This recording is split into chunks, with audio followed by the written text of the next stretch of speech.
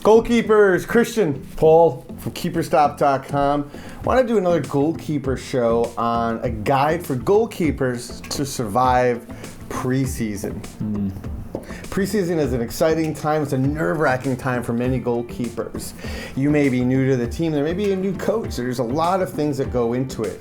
There's only one number one jersey, and with that, there's a lot that goes into it. So we have some tips to help with the goalkeeper overcome some of the issues with preseason to earn the respect of the coaches, the trust of the team, and hopefully the coveted number one jersey.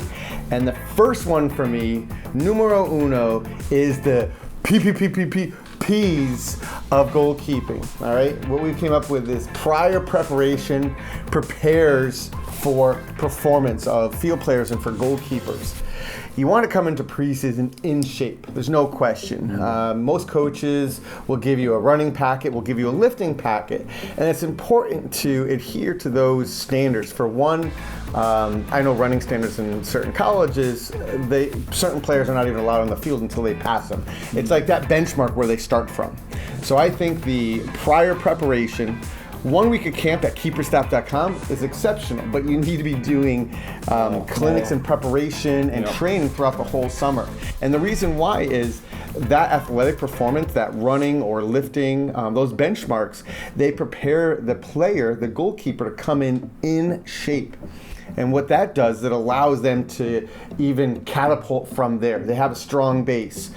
A goalkeeper that comes in shape is not going to get injured as frequently, all right? He's going to come in peak performance, will not be as sore, and then from there, you're going to be able to work on the finer things. Maybe it's distribution, maybe it's building out of the back, the little things that you work on to perfect your goalkeeping, or at least to develop as a goalkeeper within that team environment, and also are going to be able to help the coach and the team as well in playing out of the back or, team defending or what have you. It's just the little things. And if you don't come in shape, you're starting from a step back.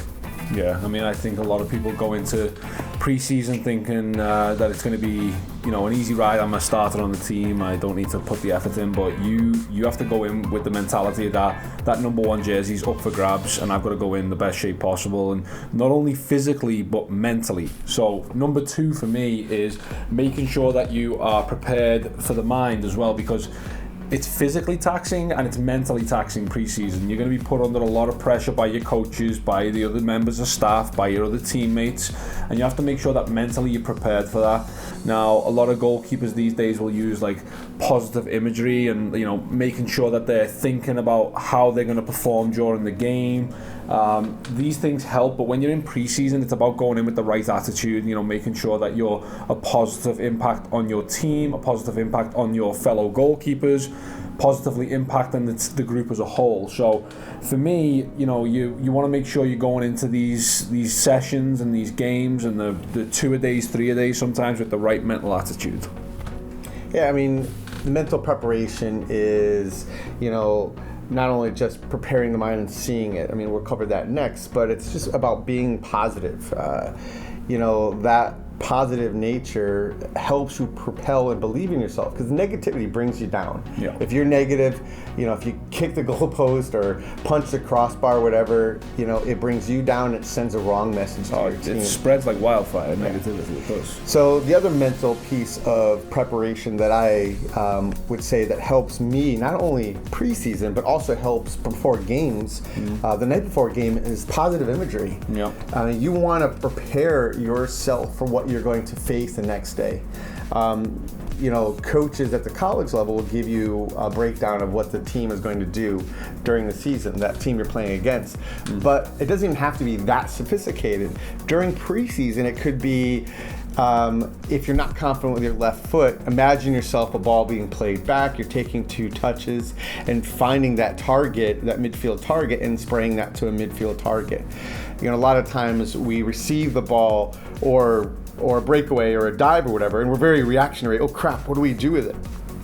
that positive imagery is what it does is it prepares your body for the stress. And it's going to be less stressful if your body recognizes it, your brain recognizes it.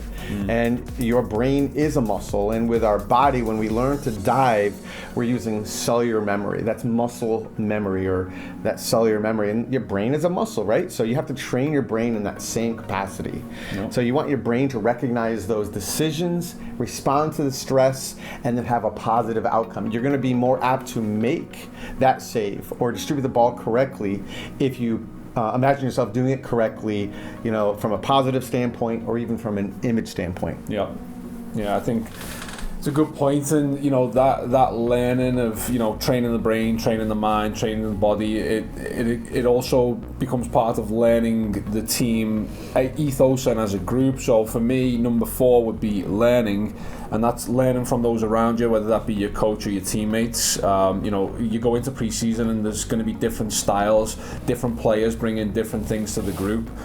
Formations and tactics are going to be changing fluidly throughout preseason and into the start of your season, because based on the group of players that the coach brings in, they can adjust their tactics and their style of play accordingly. So you want to be a sponge in preseason. You want to be constantly asking questions of the coach, of your defenders, of your midfielders, how you can help them become a better unit and how you can become a better player overall. And I think the simple thing of just asking a question is sometimes forgotten in preseason, because you're so laser focused on being physically there and making sure that you're doing what you should on the field, that when you come off the field, you should take that time to learn the tactics, learn the formations, learn exactly the style of play that the coach wants and the goalkeeper coach wants, so that it translates well into the defenders and into the midfielders when you're progressing through the play. So, for me, I was always, as a young goalkeeper, I was always inquisitive about what we were going to be doing next in terms of formation and style, and I think that's a big portion of the preseason that some of us miss. So for me, I would definitely hone in on that. Yeah, part of that is also asking questions, as you said, but writing down, like having a journal. I used to encourage my goalkeepers during training, yearly training, as well as preseason, write down a journal of what drills you liked, coaching points that really affected them, things that they liked about that. But the same goes with preseason, because there's so much thrown at you. You have short-term memory, and that's very powerful. It's a very powerful tool, because that's what helps you respond and deal with all that immediate reaction and stresses. But you're going to forget some of that. So write it down, create a journal of, we worked on this today, this is what I like, this is what I need to work on, and you can reflect on that later in the season, later in preseason even, and if not, it could be a benchmark for the following year, which would be extra brownie points for you as a goalkeeper with a coach and the goalkeeper core. Absolutely. If you do that, the next thing that we've talked about is leadership. Lead by example, okay? That would be one of the tenets of servant leadership. You want to have behavior that's going to inspire others, which will make you a natural leader. You don't have to be designated the captain in order to lead. You're going to have behaviors and qualities that are automatically going to put you in a leadership role. You have such a unique perspective of the field, so you see everything that goes on in the field. So you're a problem solver. In order to be a problem solver, you not only need to recognize that and respond, but you have to be persuasive. So there's a list. We wrote an article about this, and this is what we're going off of here. But leading by example is obviously the first thing we spoke about, but that persuasion piece of it for me is very important. So that encompasses you learning what your roles and responsibilities are within the team, but also those around you. Yes, we're biased, but goalkeepers tend to be those most knowledgeable, right? Your center mids, your center backs as well. Those are leadership positions because you're helping others around you be better by giving information. And you're going to have players that are going to disagree with you because maybe they made a mistake or they didn't recognize or see the opportunity, but you see things differently. So use persuasion, use the knowledge you have, the notes you've taken, the knowledge you've gained from learning other people's positions, other formations, 4-3-3, 4-4-2, what is the wingback's responsibility in a 4-5-1 and how do you solve problems? Those are the things that go into persuasion. I think goalkeepers, and we've covered this before, have a tendency to be, we're crazy and, we're yelling at people. The opposite is true at the highest levels. I mean, you have to listen, be empathetic, but also hold people accountable for mistakes. But don't be quick to react and point fingers. Listen to them and say, hey, this happened. It's like, next time I need you to mark number 10 coming through. Yeah. So that could be, on the field, could be during practice, it could be whatever. Don't be quick to react and bite somebody's head off. Mistakes are inevitable. Yeah. Goalkeepers are going to make them. Field players are going to make them. Can you make those around you better? And the last thing that we want to speak about is you focus on growth and the well-being of your teammates. And that's very important because it just helps people just be more focused and efficient. Whatever leadership style works for you. The thing that I was always taught is that servant leadership, which is, you're the one leading by example and the first one to help, to pick up cones. You're not, even if you're an upperclassman, you're not walking off the field. People need to know they can depend on you, that you're willing to do the hard work and not just make the pretty saves and point at everybody else. Yeah, because as goalkeepers, we have a unique perspective of the game where, we're right at the back line and we can see everything that's going on the field. So you shouldn't have to be a captain to be able to, instruct your teammates and provide them with positive reinforcements and find them ways to fix things, because we can see the whole field from where we are. And I feel like we should actually, sometimes be a little bit more constructive in the way that we give that information, and it will help you develop as a goalkeeper. Finally, for me, one more thing. I'm interrupting, and we have to say the importance of this. It's not just on the field. It's off the field, off the field as well. Yeah, absolutely. You want to demonstrate the values and behaviors that you want to see in your goalkeeping core, if you're one of the elder statesmen or women in the goalkeeping core, and on the team. How do they act? How respectful are they? How do they dress? That kind of behavior off the field is just as important, because a lot of times you're going to have people that are going to look to you for information or behavioral cues. So on and off the field is just as important, and always coaches watch that. Yeah. If you're being recruited, if you're at that age, coaches watch what's going on off the field as well. How do you warm up? How do you respond? How do you speak to others? So that on and off is exceptionally important. Yeah, it translates into the classroom and into the workforce as well. It's and that comes from our last piece, perception. Okay, so what are people seeing when they see you on the field and off the field? How are they perceiving you as a person, as a goalkeeper? The perception that you give off matters, whether it be the coach or your teammates, again, anybody, even a fan standing on the side of the field watching you warm up. Are you giving off the right perception? It's not just about looking fancy and making sure that you seem like what you're doing and you look the part. It's about going into a deeper level of, again, understanding the tactics of the game, understanding what your coach wants, making sure that you are there early at the game or at practice. You're prepared to step on the field as soon as the coach needs you. You've got your shin guards on, your socks are pulled up. You're making sure that you're giving off this impression that you're here to work and to listen and to learn as a goalkeeper. I think a lot of us rush into pre-season and just the physicality of it. We're like, okay, I'm just going to work my socks off and show the coach that I can, be a good member of this team. But there's a lot more to it than that nowadays. As you said, the coach is watching all the time, whether you're on the field or off the field, and the perception that we give off, that is very important into how the coach will develop you as a player and whether they think you can be a constructive part of the team. Again, the part of pre-season that I think gets overlooked is how you interact with your teammates and how do you do extra reps with the strikers afterwards? The coach will notice that. Do you ask your teammates, do they need any help in what they're doing during pre-season? We're goalkeepers, but we're working with the defenders and the midfielders. We should be asking them, do you need me to start talking more? Do you need more direction when the ball's coming to your right foot, your left foot? Things like that. The perception that gives off shows that you're a committed member of the team and that you want to be a successful member of that squad. And sometimes that gets forgotten about and you're going into pre-season. There's a lot that goes into this. It's part of perception, and you covered it a little bit, but as a goalkeeper coach for 20 plus years at the college level. I mean, I see a lot of goalkeepers that come in and they're dressed in a short sleeve shirt and just have their nylon shorts on, socks are down. How are you going to work on your timing and bravery during breakaway saves if you don't have your shin guards on? How are you going to work on, how quick and fast and hard you come out on a breakaway or diving if you don't have proper compression shorts on? You're going to get bruised up, you're going to have scrapes. Yeah. And while we love to sell more goalkeeper equipment at keeperstop.com, as goalkeeper coaches and as past goalkeepers, we know what our body feels like after preseason.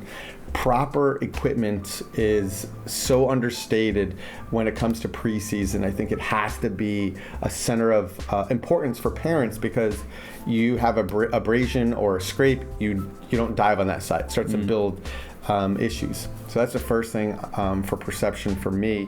The other thing is a great thing that was always told to me is if you're on time, you're late. Okay, you want to be early. Great if you're the first person there and the last one to leave, as long as it's healthy and efficient. Okay, so don't stay for the sake of staying, because there is a point of diminishing returns. Yeah. You don't want to take too many shots and you don't want to strike too many balls because your body starts to break down. But you want to make sure that you're there early, that you look the part, that you play the part. But it's also the mental side of it, of getting there early. You're not rushed, like, oh crap, what are we going to do? What are we doing today? You're putting on your socks and you forget your shin guards because the coach is explaining something. You appear to be rushed. And as goalkeepers, you want to appear level-headed, cool, calm, and collected, and nothing bothers you. Even if it does a little bit, you got to hold it inside a little bit and find your ways to channel it in a positive manner. I mean, these are things that we've utilize ourselves. I mean, we're not doctors of goalkeeping. I mean, we are based on a number of years we've been doing it. Not an expert in psychology, but these are things that we practice as goalkeepers and goalkeeper coaches. I mean, I don't know if there's any closing things that you want to say about it, but for me, it's about just that preparation and wanting to learn and being excited for the challenges of the season and knowing that it's a building process. Yeah. But we have to know that we have to come in at the start in shape, ready to go, mentally and physically tuned in, healthy, because what's going to happen, it's going to increase our overall performance and health if we're both mentally and physically tuned in.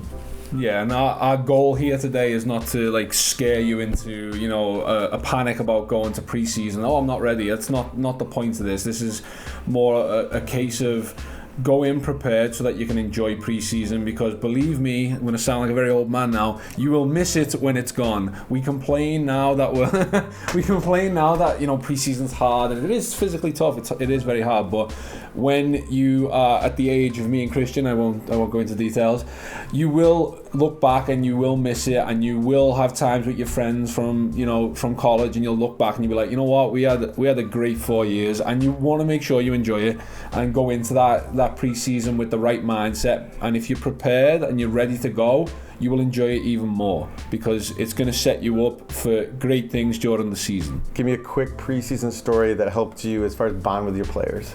So I'm sure it's the same at many colleges, but we always had to stay in the dorm rooms for preseason with the whole group of players, and we had a lot of kids coming in for preseason. Some of them, didn't quite make the cut and were left behind, but they've become lifelong friends. I've got friends who didn't play at college with me, but I still see them to this day. We go out, we have dinner, we have drinks, we have a great time, and the important thing for me was that we developed a friendship and a love of the game. They still love soccer even though they didn't play in college at the level they wanted to, but it's the lifelong friendships that you make during preseason, because you are spending a lot of time with people that you don't know and you're getting to know them, and you learn a lot about people on the team, and you get to understand the nuances of people when you're spending that much time with them, especially when you're all in a collective group trying to do the same thing, which is hopefully win your championship and go to the playoffs. Yeah, it's soccer boot camp, right? I mean, you're all experiencing the same pain, the same triumphs, the same discomfort, and it's the same learning opportunity. And yeah, I mean, I look back favorably, and I was just talking to a college friend of mine, and we were just talking about that exact thing. It's like, man, don't you wish you're going into preseason right now? And that's what the memories are built from. Goalkeepers, thank you very much for tuning in. These are our 2 cents to help you as a goalkeeper, and hopefully you have the love and appreciation that we have for goalkeeping. And always remember, Paul and I, we are goalkeepers. We're for goalkeepers, by goalkeepers. Ask us any questions. Make sure you subscribe. Stay tuned for the next KeeperStep.com Goalkeeper Show.